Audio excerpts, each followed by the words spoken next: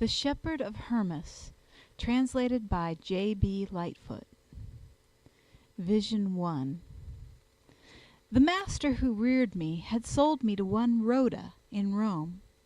After many years I met her again, and began to love her as a sister. After a certain time I saw her bathing in the river Tiber, and I gave her my hand and led her out of the river. So, seeing her beauty, I reasoned in my heart, saying, "Happy were I if I had such a one to wife, both in beauty and in character." I merely reflected on this, and nothing more. After a certain time, as I was journeying to Cumae, and glorifying God's creatures for their greatness and splendor and power, as I walked, I fell asleep, and a spirit took me, and bore me away through a pathless tract through which no man could pass, for the place was precipitous and broken into clefts by reason of the waters. When, then, I had crossed the river, I came into a level country, and knelt down, and began to pray to the Lord and confess my sins. Now, while I prayed, heaven was opened, and I saw the lady whom I had desired, greeting me from heaven, saying, "Good morrow, Hermas." And looking at her, I said to her, "Lady, what dost thou here?" Then she answered me, "I was taken up, that I might convict thee of thy sins before the Lord." I said to her, "Dost thou now convict me?" "Nay, not so," said she, "but hear the words that I shall say to thee. God, who dwelleth in the heavens, and created out of nothing the things which are, and increased and multiplied them for his holy church's sake, is wroth with thee, for that thou didst sin against me." I answered her and said, "Sin against thee? In what way? Did I ever speak an unseemly word unto thee? Did I not always regard thee as a goddess? Did I not always respect thee as a sister? How couldst thou falsely charge me, lady, with such villainy and uncleanness?" Laughing, she saith unto me, "The desire after evil entered into thine heart. Nay, thinkest thou not that it is an evil deed for a righteous man if the evil desire should enter into his heart?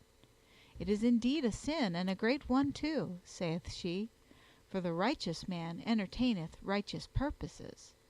While then his purposes are righteous, his repute stands steadfast in the heavens, and he finds the Lord easily propitiated in all that he does. But they that entertain evil purposes in their hearts bring upon themselves death and captivity, especially they that claim for themselves this present world, and boast in its riches, and cleave not to the good things that are to come. Their souls shall rue it, seeing that they have no hope, but have abandoned themselves and their life. But do thou pray unto God, and he shall heal thine own sins, and those of thy whole house, and of all the saints." As soon as she had spoken these words, the heavens were shut, and I was given over to horror and grief. Then I said within myself, "If this sin is recorded against me, how can I be saved? Or how shall I propitiate God for my sins, which are full blown? Or with which words shall I entreat the Lord that he may be propitious unto me?" While I was advising and discussing these matters in my heart, I see before me a great white chair of snow-white wool, and there came an aged lady in glistening raiment, having a book in her hands, and she sat down alone, and she saluted me, "Good morrow, Hermas." Then I grieved, and weeping said, "Good morrow, lady." And she said to me, "Why so gloomy, Hermas, thou that art patient and good-tempered, and art always smiling? Why so downcast in thy looks, and far from cheerful?" And I said to her, "Because of an excellent lady's saying that I had sinned against her." Then she said, "Far be this thing from the servant of God. Nevertheless, the thought did enter into thy heart concerning her. Now to the servants of God such a purpose bringeth sin. For it is an evil and mad purpose to overtake a devout spirit that hath already been improved, that it should desire an evil deed, and especially if it be Hermas the temperate, who abstaineth from every evil desire, and is full of all simplicity and great guilelessness. Yet it is not for this that God is wroth with thee, but that thou mayest convert thy family, that hath done wrong against the Lord, and against you their parents. But out of fondness for thy children thou didst not admonish thy family, but didst suffer it to become fearfully corrupt. Therefore the Lord is wroth with thee. But he will heal all thy past sins which have been committed in thy family, for by reason of their sins and iniquities thou hast been corrupted by the affairs of the world. But the great mercy of the Lord had pity on thee and thy family, and will strengthen thee, and establish thee in his glory. Only be not thou careless, but take courage, and strengthen thy family.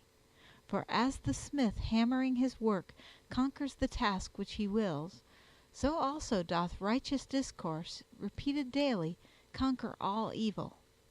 Cease not, therefore, to reprove thy children, for I know that if they shall repent with all their heart, they shall be written in the books of life with the saints.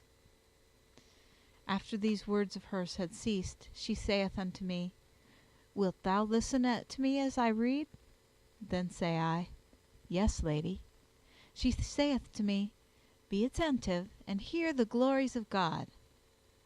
I listened with attention and with wonder to that which I had no power to remember, for all the words were terrible, such as man cannot bear. The last words, however, I remembered, for they were suitable for us and gentle. Behold, the God of hosts, who by his invisible and mighty power, and by his great wisdom, created the world, and by his glorious purpose clothed his creation with comeliness, and by his strong word fixed the heaven, and founded the earth upon the waters, and by his own wisdom and providence formed his holy church, which also he blessed. Behold, he removeth the heavens, and the mountains, and the hills, and the seas, and all things are made level for his elect, that he may fulfill to them the promise which he promised with great glory and rejoicing, if so be that they shall keep the ordinances of God, which they received with great faith. When then she finished reading, and arose from her chair, there came 4 young men, and they took away the chair, and departed towards the east. Then she calleth me unto her, and she touched my breath, and saith to me, Did my reading please thee? And I say unto her, Lady, these last words please me, but the former were difficult and hard. Then she spake to me, saying, These last words are for the righteous, but the former are for the heathen and the rebellious. While she yet spake with me, 2 men appeared, and took her by the arms, and they departed whither the chair had also gone, towards the east.